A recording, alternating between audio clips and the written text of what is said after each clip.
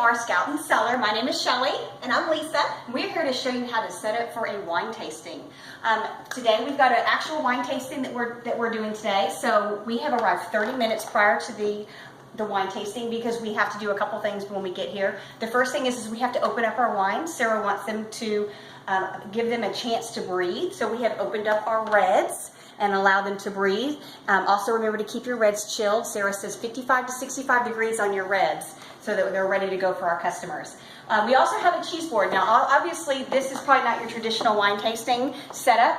Martha Stewart has shown up today, but you don't have to make it this elaborate. We've got a cheese board here and you can just do a regular cheese board. This one's obviously a 3-tiered cheese. What you want to make sure is you have a white cheese, a soft cheese for your whites, and then you're going to have a red, a harder cheese for your reds, and then you can kind of throw some sliced meats for your reds, and then just dress it up with some fruits.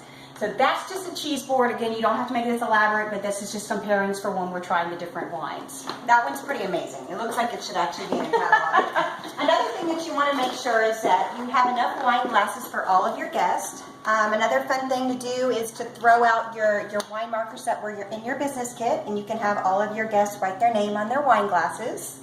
And of course, make sure that you have your whites on ice right away. We want to make sure that your whites stay cool up until those are served. And another thing you want to make sure is you want to download some of the order forms prior to coming to your wine tasting, and you can set those out, hand those out to your guests.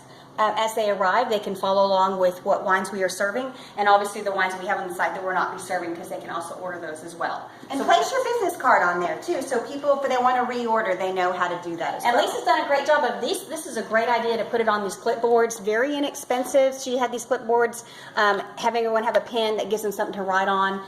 I love this idea. That was a great thing that Lisa's brought to this tasting. And then another fun idea that you can do is we've created a tasting menu.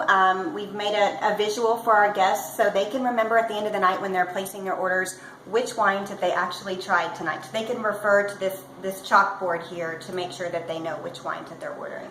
And make sure, like Lisa has out for this one, is a list of who wants to host your next tasting, because as you finish off this tasting, you obviously want to have another one that's right on the books for the next month. But at the end of it, remember, have fun. We are Scout and Cellar. We're all about having fun here. So here's to the next tasting. Cheers. Cheers.